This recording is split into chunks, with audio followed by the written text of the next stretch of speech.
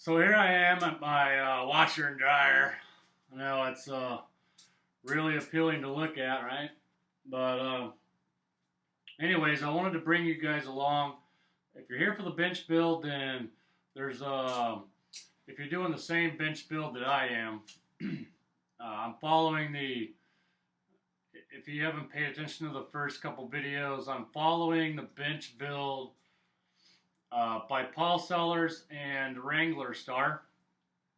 And so both Cody from Wrangler Star and Paul Sellers have made this bench. Paul, it's an English style bench. So Paul's the one that built it. Wrangler Star, Cody from Wrangler Star built the bench very similar to Paul's. Only he made his thicker, and that's pretty much it. I think he may have been wanting to put stretchers across the bottom lengthwise for a shelf. Cody, that is. Only because I saw him mark out for mortises on the two sides that he didn't chop mortises in. So that's what I'm thinking he was doing, but I don't know why he went away from it or decided not to do it. I actually do plan on doing that with mine as well, but not until a later date. I'm going to go ahead and get the bench together before I do that. And I may end up not even doing that. Because I plan on making a large old school tool chest, and then I'm probably going to end up putting it on, either putting casters right onto it or putting a roll around cart, putting it on a roll around cart that I can take on and off, and just slide it right up under the bench. Serve the same purpose, and it'll keep the assembly much more simpler for the actual bench itself. But what I wanted to do was bring you guys along, because something that they didn't show in the other videos that I'm figuring out as I go, as I work my way through this bench, is how long to cut the tenons, right? So you get the bench tops laminated, they're ready to go.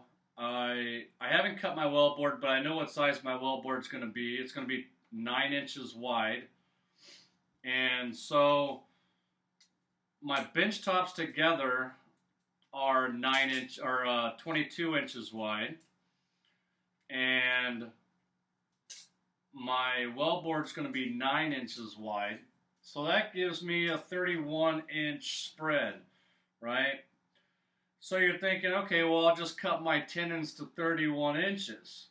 Well, you can't. The board's for my tenons, right? Because I'm going to have a tenon here that goes all the way through, and I'm going to have a tenon down here somewhere that goes all the way through.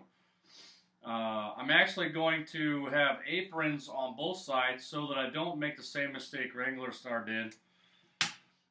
The front apron, I'm having a standard apron on the front, and I'm going to have a much longer apron on the back to kind of give me a Nicholson style bench feel, where I can have a bunch of holes up it for larger stuff. Wow, I just got a bunch of sap from the back side of that board.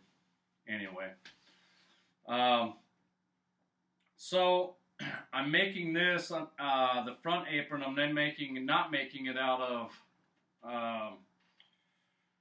two 6x6s, because that would end up giving you only about, in reality, once you plane the bull nose down on both of them, it might give you 10 inches or so. I'm hoping to get, I'm using an actual,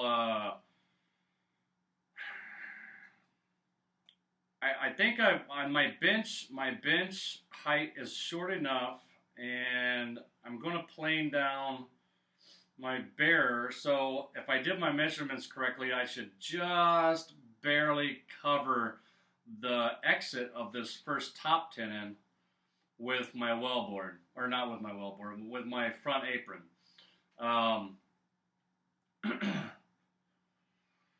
But one thing that they don't mention is that you're cutting a recess, a dado of sorts, or as Paul Sellers calls it, a housing dado, in the backside of each one of the aprons for a wedge system, so that when this bench racks back and forth this way, this would be the width of the bench, and that way be the length of it. So as it rocks back and forth, those wedges kind of drive down and make everything tighter and tighter as you use the bench. So since my well board I want 9 inches, and the other 2 top slabs are 22 inches, that's going to give me 31 inches overall. Now, if I went ahead, and because this assemble's kind of strange, you're going to dado the aprons and mount those to the legs, and then you put, because there's going to be a bearer that goes on top of here, and you're going to put 2 assemblies, both assemblies of the base, once they're together on either side. Then you put the apron and the wedge lock in here, and you mount it with a bolt on both sides, and you clamp it all together, and then you set the tops on top of the bears, and you glue the tops to the apron. If you don't add, now each dado housing dado, whatever you want to call it, is going to be a 1/2 inch wide. So if you don't add that to your length, right, if I would have just said, okay, I'm just going to cut my tenons and my bearer for the top at 31 inches, I'd ended up with an 8-inch wellboard, 8-inch wide wellboard, right? I want a 9-inch wide wellboard. So I have to add that on to the length of the full length of my tenon. So that way, once the aprons have been mounted, it sucks in that extra inch, 1/2 inch on either side, and will leave me my full 31 inches for my 9-inch wellboard and my 22 inches of top, front and back. So I hope that clears that up. If not, let's just do the measurement real quick, right? So, and this is the way I had to do it, because it made sense in my brain, but I have to see it before I actually apply it a lot of times, just because some things, I don't know, that's just the way my brain works. So I need to use both halves of my brain. I'm getting so old, right? I'm only 40.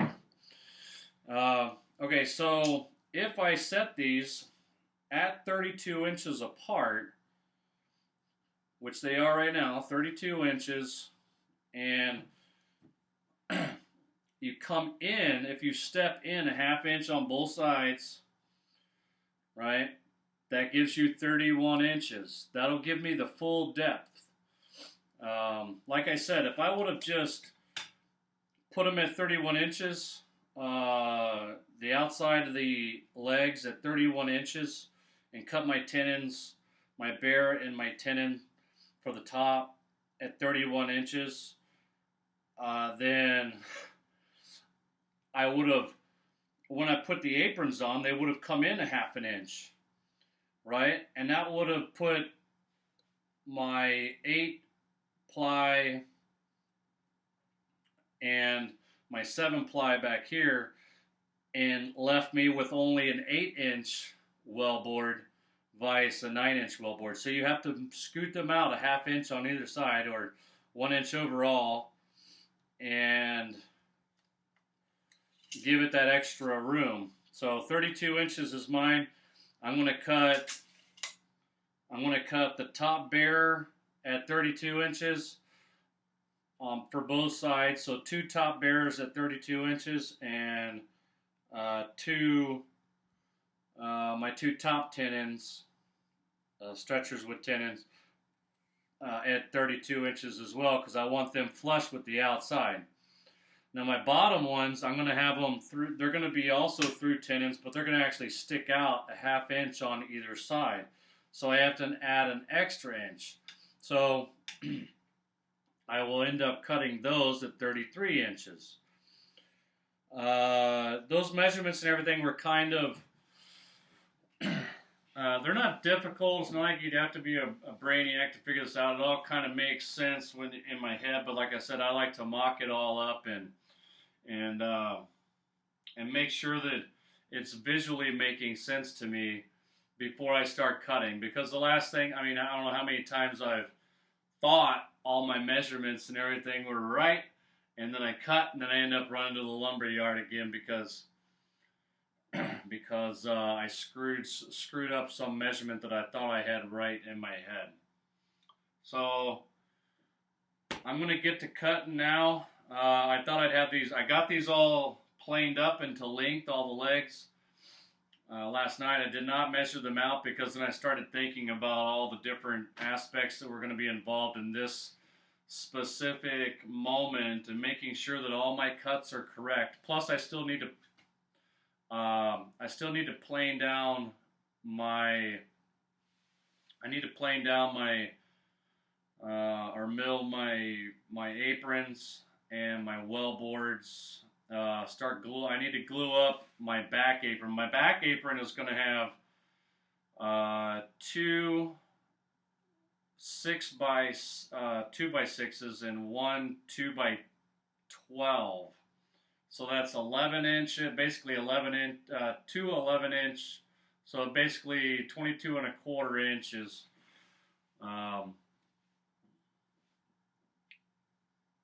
Minus whatever I mill off. So, because a 2x12 will give you 11 1/4 inches, and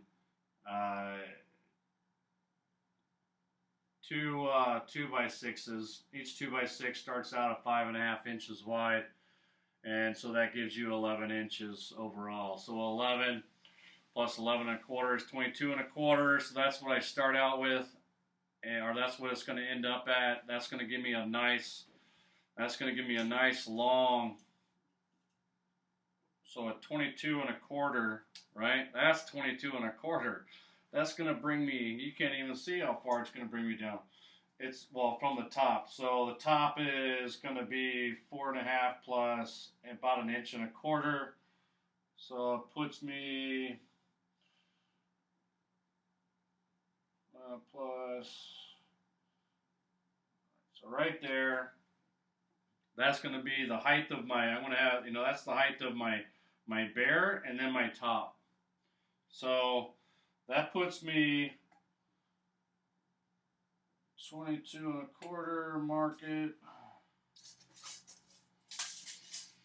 That puts my backside apron about, it's going to end up about 13, maybe 14 inches off of the floor. Which, if I do end up putting runners on the front and the back, that would actually match up pretty close. Because I'm going to have about a 6-inch gap in the front, or towards the bottom, 6 to 7 inches, and then a 5 1/4 inch tenon would be in there.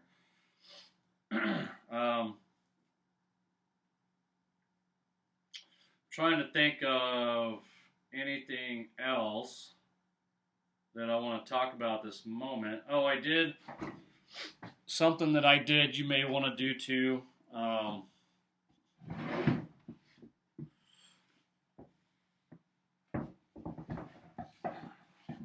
I also sanded all these legs, and they feel kind of like I'm dealing with. Oh, and that's another nasty. I gotta figure out how to deal with this. This is some mold with it deformed when it was on the rack. It's only about an 1/8 inch, not even an 1/8 inch deep, but I don't want to plane it off because then now I'm messing with the dimension of the wood, and it'll be all different than the rest of them. So right now they're all the same size, they're all the same height. They're a little bit different, like a smidge different because it's sitting on uneven ground, but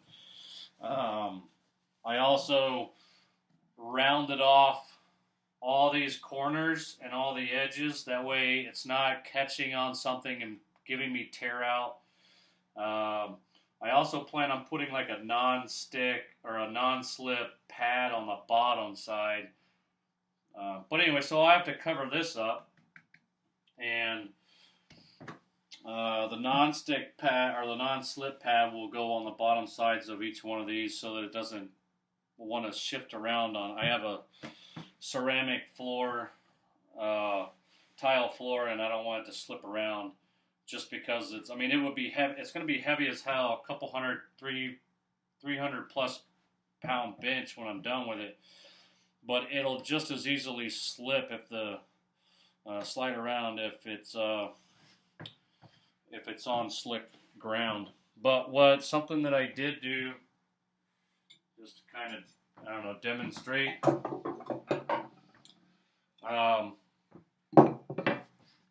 If you can imagine, right, my beautiful drawing of the bench.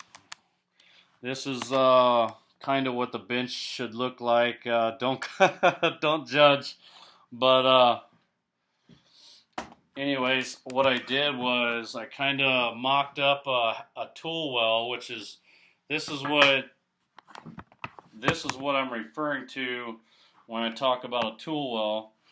So you can imagine an 8-inch wide, so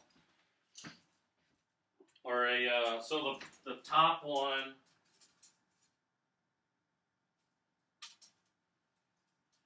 is just under 12 inches, so we'll say 12 inches plus, plus an inch and a half or an inch and a quarter in reality. So 13 and a quarter brings it right out to the edge of my tape measure. And so I'm going to have a slab, my front slab is here, and then my back slab will be back here, and this will be in the middle. Now what I plan on doing that they didn't do, but that I saw, can't remember the guy's name, but he ended up putting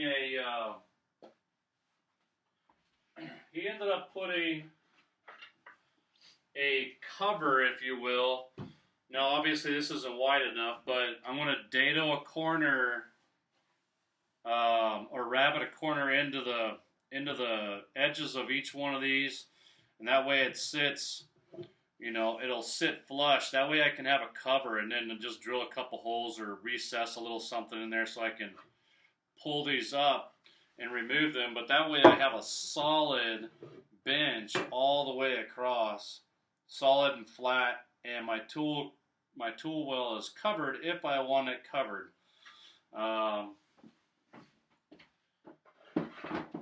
If I wanted it solid, it's just, I don't know, I like the clean look. I like the option of being able to cover up my tool well and all that kind of stuff.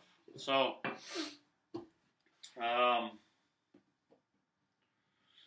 so right now my legs are done, and my legs are done and ready for assembly.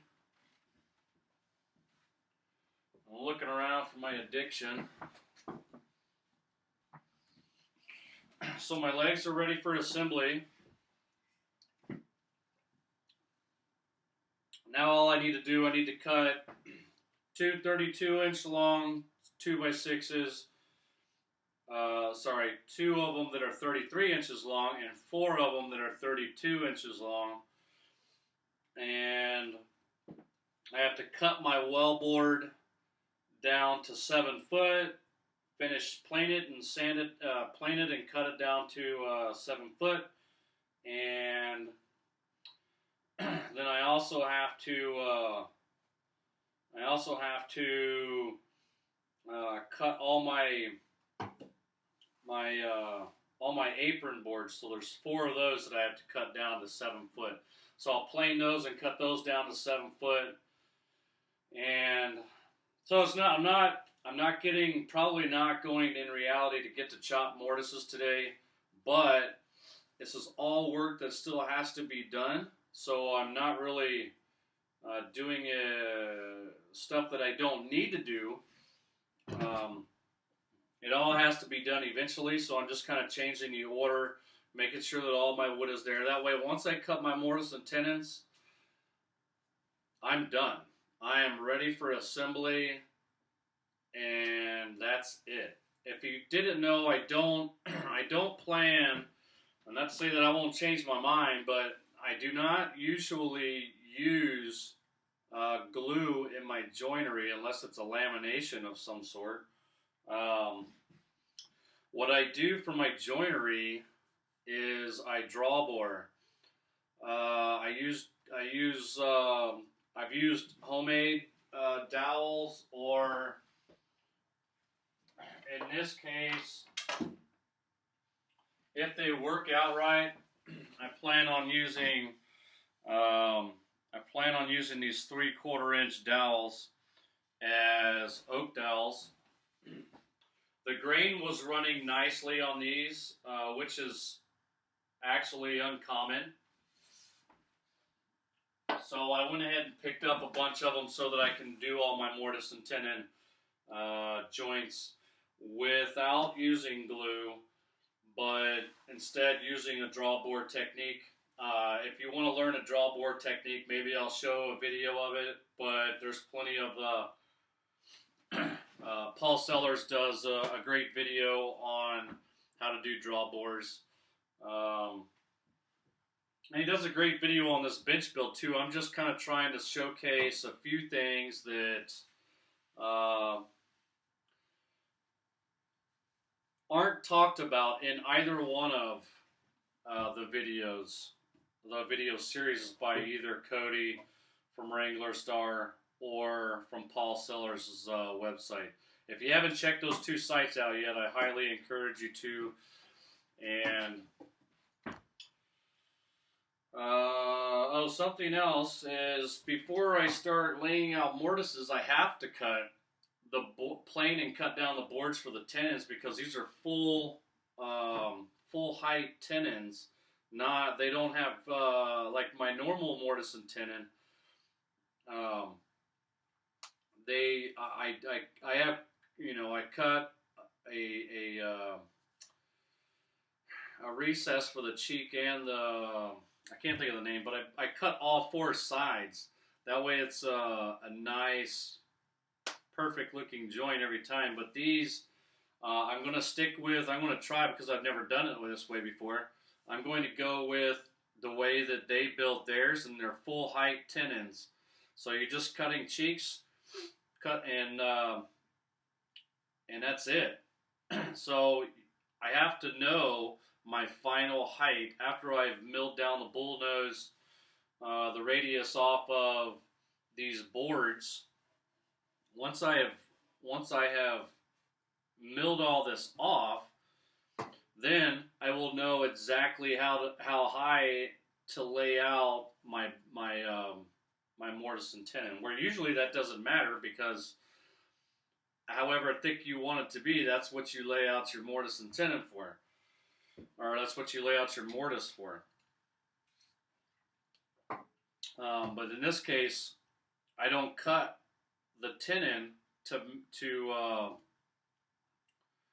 or I don't lay out the tenon first, or I don't know what I'm saying. I don't lay out the mortise just off of measurements that I have in my head. I have to have the dimensioned lumber to know what my height is going to be when I lay out my mortise. I do always cut my mortise first, because it's a whole lot easier, especially the method that I use. It's going to give me an exact 3/4 inch hole, and because I'm going to cut 3/4 inch tenons, and it's going to give me an exact 3/4 inch wall, or hole through my 6x6, and it's a whole lot easier to cut and fit a tenon to a mortise than it is a mortise to a tenon. So I will bring you along for all of that, but that probably won't be until next weekend, unfortunately. I'm getting to the point now where it's going to be kind of tough to walk by this, because that's the door I walk in every day. So it's going to be tough to walk in and walk right by this every day when I come home from work and not work on it and have to address other things around the house. Because I'm getting to that point where it's like I want to get it together. The hard part of the laminated tops and the legs and everything are all done. I'll have all my other boards cut, and it's just mortise and tenon and assembly, and then fitting up the vices and such like that too. So it's getting close, and I'm getting kind of excited the closer I get. It's not that like mundane, like, all right, let's get it started, start milling the top. It's great that first day, like getting started, you're like, okay, I got started, yes, and then it kind of peters out because you're doing the same thing over and over with all the boards, and then each step, I guess, is a little exciting. When you're getting ready you got all the boards done, and you're getting ready for the glue up, and you're like, all right, sweet, I'm gluing up, and you get it glued up, and you're happy with everything, and then you unglue it, and then you're starting on flattening them out and squaring them up, the tops and everything, and then you realize how long of a process that is, and then you get past that, and now you got to do your legs, and then there's a lot of things that you learn throughout those, and each process is there's a learning curve, at least for me, because I've never built a bench before, so it's all a learning curve. So I'm going to stop videoing so I can get some lumber cut and hopefully get a little bit more progress than I think I'm going to today. And hell, it's already 1:35 in the afternoon.